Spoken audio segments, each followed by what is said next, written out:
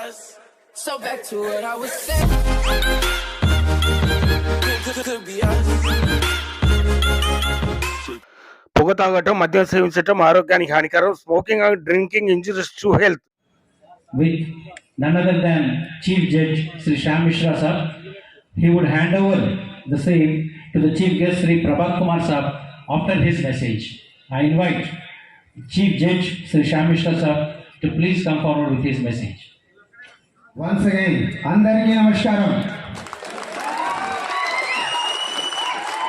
How is the Josh Rescue 10%?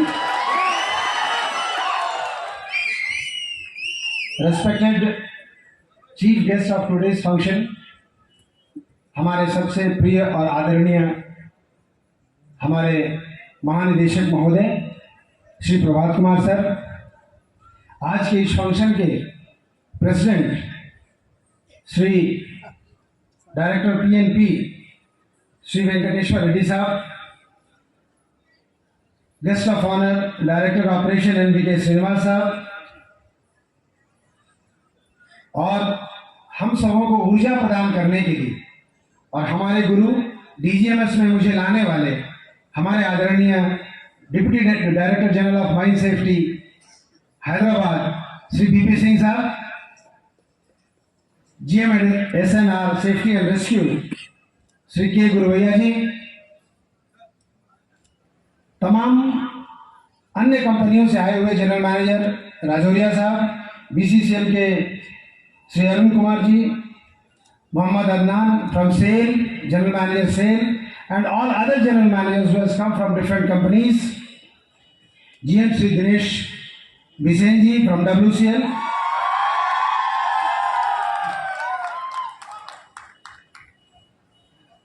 ये कार्यक्रम एक अद्भुत कार्यक्रम था और रेस्क्यू के इतिहास में ये अपने तरह का अनोखा कार्यक्रम था।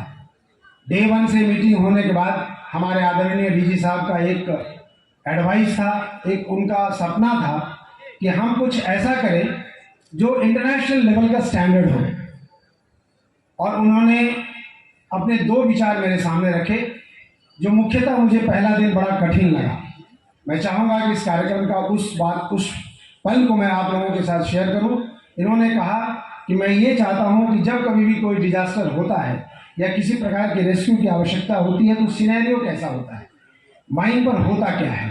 माइन पर एक माइन ऑफिशियल होता है जिसके पास जानकारी बहुत कम रहती है, और वो रेस्क्यू टीम जब रिपोर्ट करता है तो वो उसे कुछ जानकारियों के साथ रेस्क्यू करने के लिए कहता है। अब जो रेस्क्यू का कैप्टन है उसे ये सोचना है कि हम एफएबी कैसे बनाए, कहाँ बनाए, कौन सा उचित स्थल होगा जहाँ पर एफएबी का निर्माण हो। यह जो है एक डायनामिक एफएबी की तरफ ये लेके जाना चाहते थे।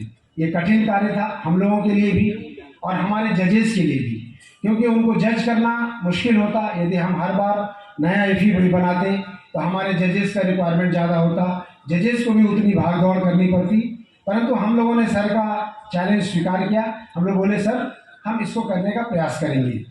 दूसरा उनका जो आदेश था वो ये था कि इसके पहले के जितने भी कॉम्पिटिशन्स होते थे उसमें हम लोग एक ही सवाल देते थे, और उसी सवाल पर यदि पहला टीम ने किसी प्रकार की कोई गलती कर दी अनजाने में, दूसरी टीम आंख बंद करके वही गलतियां करते चली जाती थी। इन्होंने कहा सिनेरियो बदल दो, हर टीम को एक नया सिनेरियो होगा। लॉटरी से कई सारे केसेस होंगे, कई सारे क्वेश्चंस होंगे, उसमें जो कैप्टन साहब को क्वेश्चन मिलेगा वो सिनेरियो हम लोग कम्युनिकेट करेंगे अंडरग्राउंड में, और हमारे जो वॉलंटियर्स और जजेस हैं उस क्वेश्चन को वो क्रिएट करेंगे ताकि हर एक जो टीम है उसे एक नया सिनेरियो मिले, एक नया चैलेंज मिले और उसको करके आए। यह कार्य तो कठिन था, परंतु सर मैं आपको बताऊं, यह जो आपका इंस्पिरेशन था और आपकी जो इच्छा थी उसको हमारे जजेस ने और ऑर्गेनाइजर्स ने बखूबी निभाया। मैं एक रिस्पांस चाहूँगा रेस्क्यू 10% से, जिन्होंने मुझे पर्सनली तो कहा कि ये जो सिनेरियोज थे, ये जो क्वेश्चंस थे, वाकई इन सभी को पसंद आया था। आपको पसंद आया कि नहीं आया ये आपके तालियों से पता चलेगा।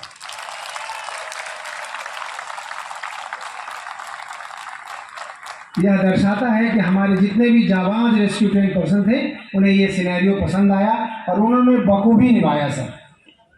ये तो कंपटीशन का सार था। एक दो ऑब्जर्वेशंस ज़्यादा नहीं बताऊंगा क्योंकि हमारे चीफ जज को हम सभी सुनेंगे, चीफ गेस्ट साहब को सुनेंगे मैं, लेकिन थोड़ा जरूर बताना चाहूँगा। मेरे जितने भी कैप्टन हैं इसमें बेसिकली इस कंपटीशन में कैप्टन्स की इंटेलिजेंसिया को चेक करना था कि हमारे जो कैप्टन, क्योंकि किसी भी कंपटीशन में कैप्टन बड़ा मेन रोल प्ले करता है। कौन सा टीम को जीतना है वो और किस सिचुएशन को कैसे हैंडल करना है वो कैप्टन पर निर्भर करता है। मेरा आग्रह होगा, सारे लोगों ने बड़ा अच्छा काम किया, कुछ लोगों ने कुछ एक्टिविटीज़ को जरूर मिस किया। तो पहला मेरी सीख होगी आप लोगों से कि जितने भी कैप्टन्स हैं, वाइस कैप्टन्स हैं और टीम मेंबर्स हैं, आप सब डिफरेंट तरीके के प्लान्स को पढ़ना जान जाएं। आपके माइंड्स से, आपके अगल बगल वाले माइंड्स हैं, उसके प्लान्स को बखूबी समझना सीख जाए कि ये प्लान जो है, हमारी गैलरीज जो है वो कहाँ तक जाती हैं और किस गैलरी में क्या फॉल है, कहाँ तक हमें फ्लश आउट करना है, कहाँ तक हमें एक्सप्लोर करना है, डेंजर को कहाँ तक जाना है अपने आप को एंडेंजर ना करते हुए। तो ये बात मैं आप लोगों से कहूँगा, जितने भी कैप्टन्स और टीम मेंबर्स हैं, आप सब प्लान्स को बखूबी पढ़ने का प्रयास करें। दूसरा एक की पॉइंट था, हम लोगों ने 2 कैजुअलिटी दिया था इस बार। एक कैजुअलिटी इंजोर्ड था और उसे भी स्ट्रेचिंग करके लाना था। दूसरा कैजुअलिटी की कंडीशन अननोन थी।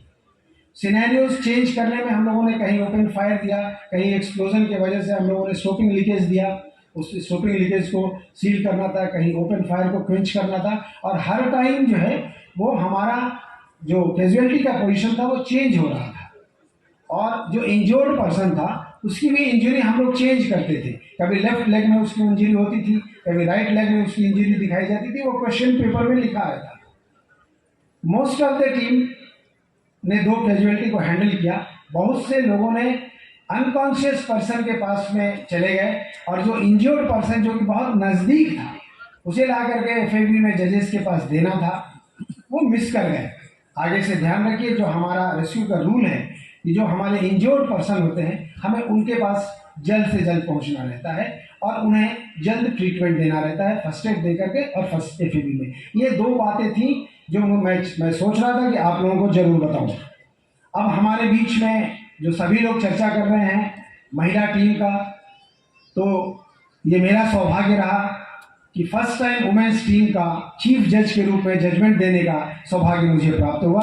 मैं इसके लिए डीजी साहब को जरूर धन्यवाद दूंगा जिन्होंने मुझे चीफ जज के रूप में ऐसे सौभाग्य, ऐसे बहुमूल्य समय पर, ऐसे समय पर मुझे चुना है। साथ में सर मैं आपको तहे दिल से धन्यवाद दूंगा कि आपने ऑल ओवर इंडिया से जो हमारे जजेस को सेलेक्ट किया, इन्होंने हैंड पिक किया एक जजेस को, दे वर मार्वलस। वो सुबह 7 बजे से लेकर रात के 8 बजे तक कंटिन्यूसली अंडरग्राउंड में रहते थे। एक जोरदार ताली उनके लिए हो जाए। और बड़े ही टैलेंटेड थे, एक एक चीज़ को वो लोग बारीकियों से देखते थे। मेरे जजेस, मुझे कभी कभी लगता था कि 12-12 घंटे, 14-14 घंटे ये लोग अंडरग्राउंड में रहते हैं। मैं बीच बीच में जाता था देखने के लिए और सीसीटीवी कैमरा लगा हुआ था हर एक पॉइंट पर। कुल 22-24 सीसीटीवी कैमरे लगे हुए थे जिसका हम लोगों ने पूरा रिकॉर्डिंग किया है। वो रिकॉर्डिंग हम लोगों के पास है। और अब महिलाओं का टीम आए, मैं जरूर कहूँगा बॉयज़ ने तो अच्छा किया ही किया, महिलाओं जरा भी उनसे कम नहीं थी।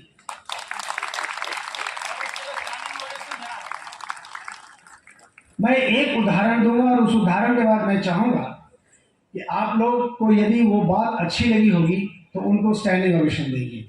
रेस्क्यू रिले में जब एक 105 kg का टायर रखा हुआ था डंपर का, उसे फ्लिप करना था, तो मेरे दिल में एक बात आई कि शायद हमारी बेटियां कमज़ोर होंगी और अपने पैर को वो इंजोर्ड ना हो जाए, तो मैंने उनके लिए ट्रैक्टर का टायर मंगवाया जो थोड़ा 60 kg का था, उसका हाफ। पता नहीं कैसे पता चल गया हमारी बेटियों को और वो हमारे पास, हमारे चैम्बर में चली आई और मेरे से अपॉइंटमेंट लेकर बोली, sir we will challenge the boys. आपको यदि अच्छा लगा हो तो आप उन्हें स्टैंडिंग ओवेशन जरूर दें। And they did it, you all witnessed it.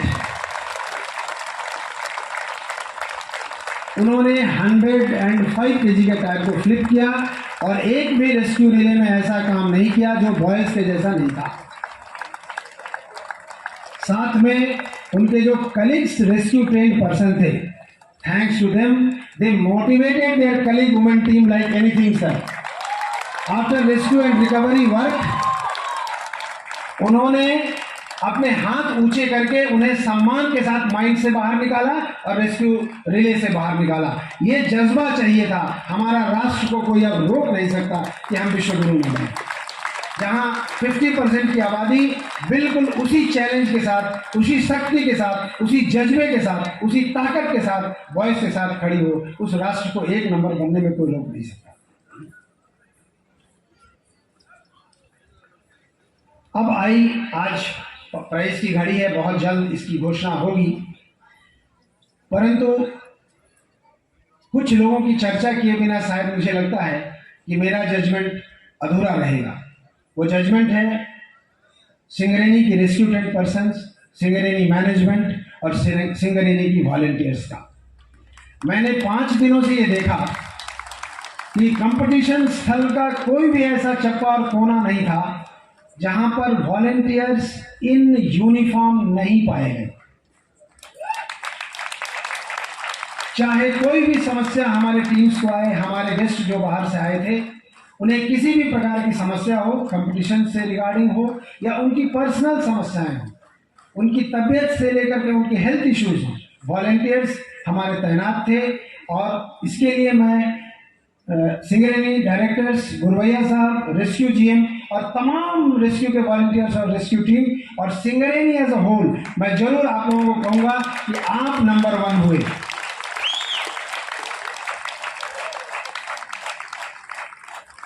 Sir, last but not the least, day 1 से सुपर ग्रुप के कुछ मेंबर्स, सीनियर अधिकारी, जनरल मैनेजर रैंक्स के अधिकारी, माइन सुपरिटेंडेंट रैंक के अधिकारी, उनकी एक सुपर ग्रुप बनी हुई थी कि किसी प्रकार का कोई डिस्प्यूट यदि आए टीम्स के बीच में, कंपटीशंस को लेकर के या अन्य व्यवस्था को लेकर के, उसके लिए एक सुपर ग्रुप बनाई गई थी।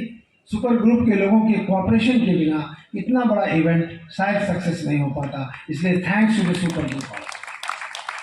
इन्होंने सूझबूझ दिखाया। हालांकि मुझे जो रिपोर्ट आई कि एक भी लिटिगेशन का क्वेश्चन और प्रश्न सुपर ग्रुप को रेफर नहीं हुआ। It's is again a unique type of competition which has happened in the history of all India mines rescue competition. इन शब्दों के साथ जैसा कि आदेश हुआ है, हमारे हाथ में जजमेंट है। जजमेंट में हमारे जजेस का योगदान है। इन्होंने बारीकियों को परखा है और बारीकियों से जजमेंट को दिया है और कोशिश की गई है कि एक भी जो पॉइंट है, आप लोगों ने एक्टिविटीज जो किया है, वो हमारे जजेस के नज़रों से ना छूटे और बड़ा ही बारीक जजमेंट दिया है। मैं अपने जजेस से खुश हूँ और आदेशानुसार मैं इस जजमेंट को अपने चीफ गेस्ट प्रभात कुमार साहब, जो director general of mine safety है, ट्रेडिशन के हिसाब से मैं उनको सौंपता हूँ।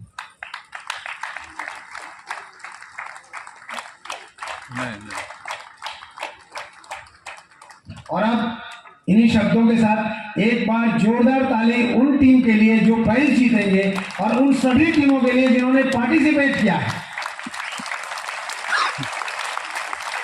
आप सबों को बहुत बहुत धन्यवाद। जय हिंद, जय सिंगरेनी। और साथ में नववर्ष 2024 आने वाला है। आप सभी को आपके पूरे परिवार के साथ ढेर सारी शुभकामनाएं। आप सब स्वस्थ रहें और इसी तरह तालियों की गड़गड़ा की तरह और मुस्कुराहट के साथ पूरा साल व्यतीत करें। धन्यवाद।